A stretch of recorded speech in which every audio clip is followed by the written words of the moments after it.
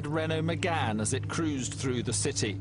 Cameras also capture the silver Audi cruising the same areas. Police intelligence would later prove that Colin Joyce was inside the Audi. At 6:46 p.m, this bus camera picks up the Megane. As the footage continues, the silver Audi appears. Just a few other vehicles separate the two cars. We are now on a countdown to murder. The silver Audi was probably looking for an opportune moment to carry out the execution. Minutes later, a CCTV camera clearly shows the Audi directly behind the Megane. In just a few seconds, Yucal Chin would be dead. Amazingly, the point at which both vehicles were alongside each other was captured by a CCTV camera from the premises just across the road there, and the actual point of where the murder took place has been caught on film. Here you can clearly see the silver Audi draw directly parallel with the Megane, and it was now that the occupants opened fire. Yucal's car finally came to rest against the telephone exchange box behind me here, and again this was caught on CCTV from a bus that was passing.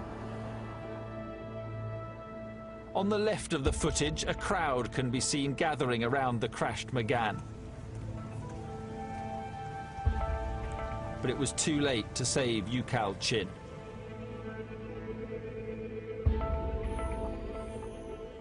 When I go in the hospital, he was laying on the bed. I see his feet as reaching, and I was dead there over him, hugging him, and they crying. My mum was trying to wake him up. I'm like, you can't wake him up, Mum. But she was still shaking him. The doctors were like, he's not getting up. And that was the last time I seen him. Yucal's killers had raced away from the scene of the attack, but CCTV cameras were once again able to track the vehicle. We knew which way the vehicle had gone following the shooting from witnesses. We picked up snippets of the vehicle and were eventually able to plot it right across Manchester city centre, right the way up into Cheetham Hill for about 30 minutes. At this point, the car disappeared from sight, and police believe it was probably taken to a breaker's yard and scrapped. However, there was an important breakthrough.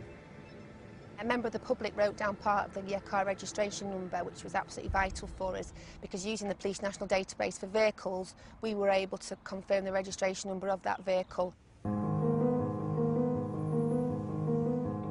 The Police National Computer, or PNC as it's commonly referred to, has become a crucial online aid to criminal investigations.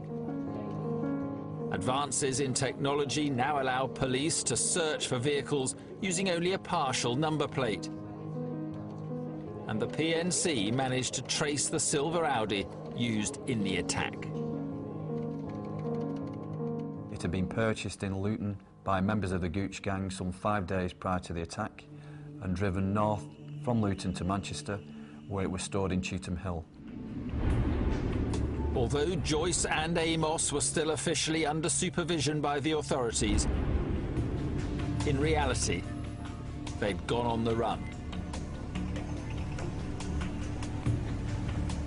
6 weeks after Yucal Chin's assassination, the Gooch gang were about to strike again.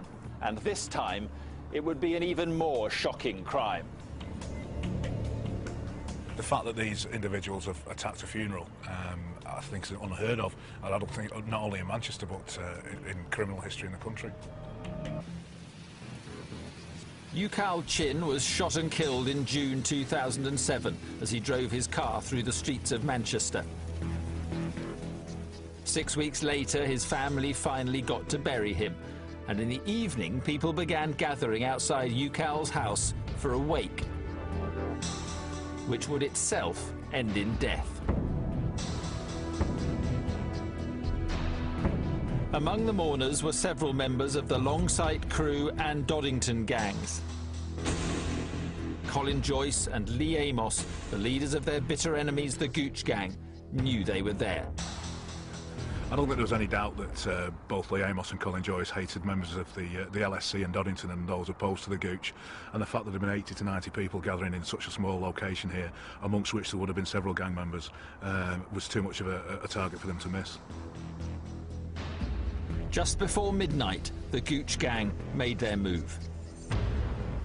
2 to 3 vehicles came on from this direction and came towards the junction here, where they stopped and shots were discharged into the group of people. There was people outside screaming, and they was pushing each other to come in the house, and they say, "They shoot Tyrone." I said, "No, no, not Tyrone, not Tyrone."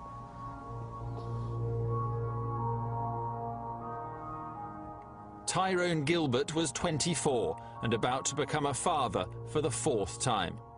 Tyrone was near the front of the close and received a fatal wound to his side.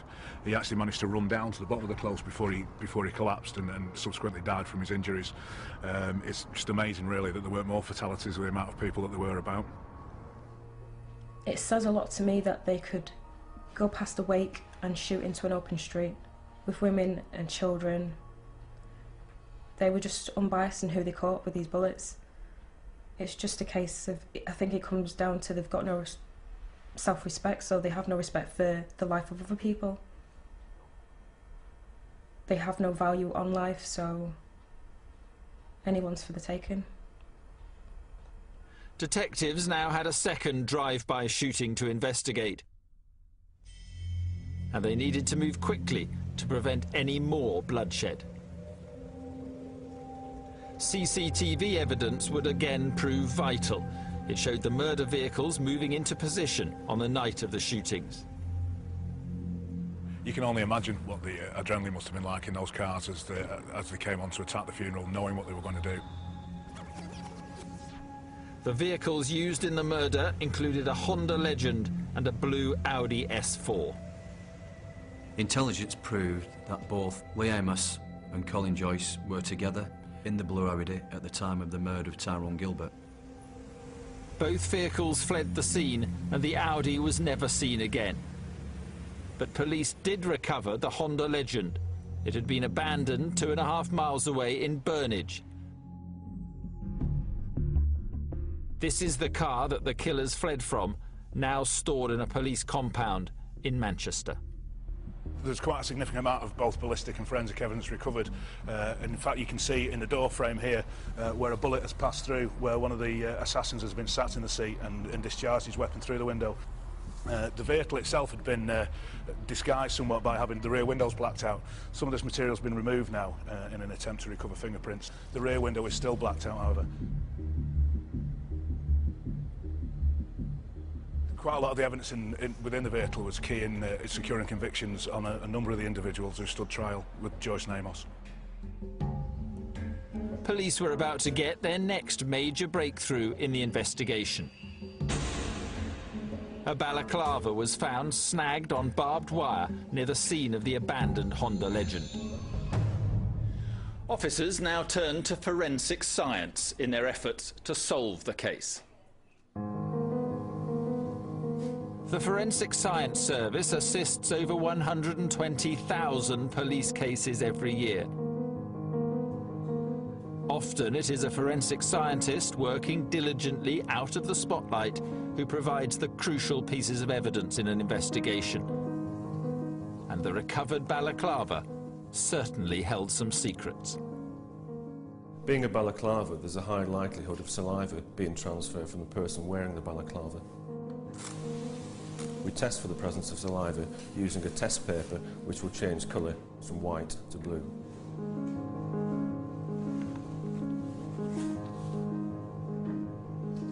The test takes about 30 minutes to complete.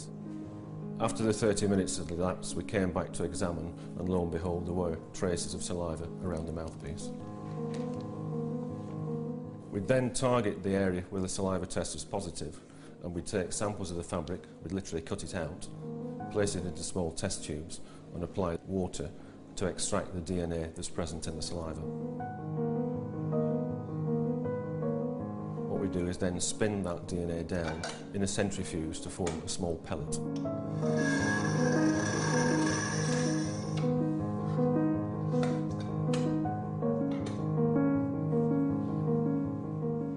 pellet extracted from the balaclava was sent off to be analysed at the National DNA Database in London.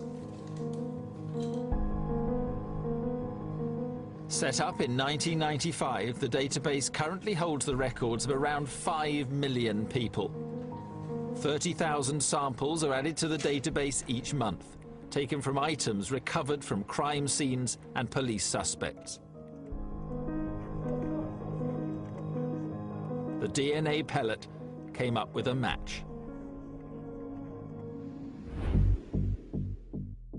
Aaron Campbell was a prominent member of the Gooch gang, with convictions for violence and drug-related offences. Aaron Campbell was arrested and interviewed by the police.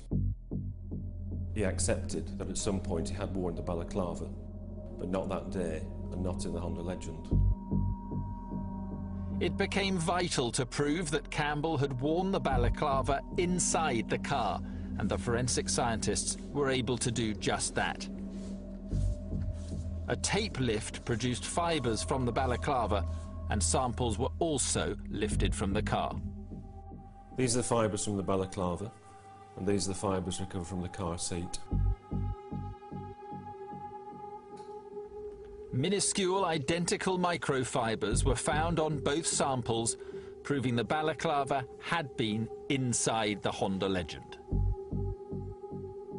To give some idea of the size of the fibres, the individual fibres are perhaps a 25th of the width of a human hair.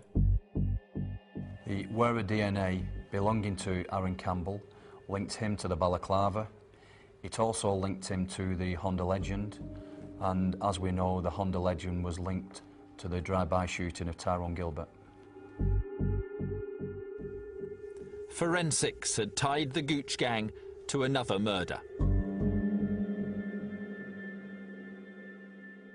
Tyrone's death has devastated the family.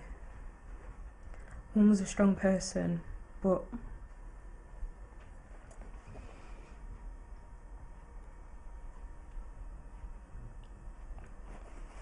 Mum shouldn't have to bury her son.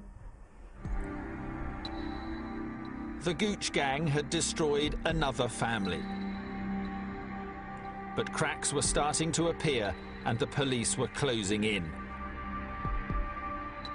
Ballistics experts were about to add to the weight of evidence mounting up against the gang.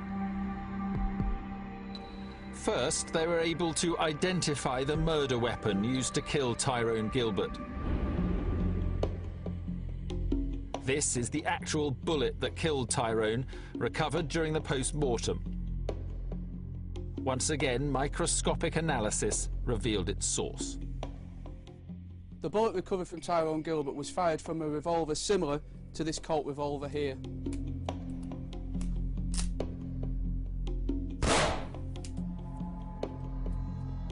Other bullets recovered from the crime scene were proof of a second revolver being used. This is a Smith & Wesson 357 Magnum revolver of the type used in the shooting.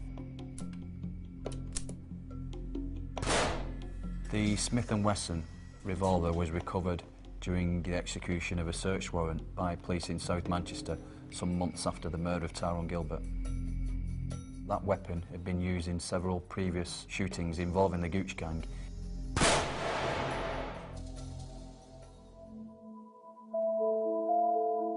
Colin Joyce and Lee Amos were on the run, but they and the rest of the Gooch gang were now having every aspect of their lives investigated by officers. And police now found evidence linking Joyce and Amos to the second murder vehicle, the blue Audi S4.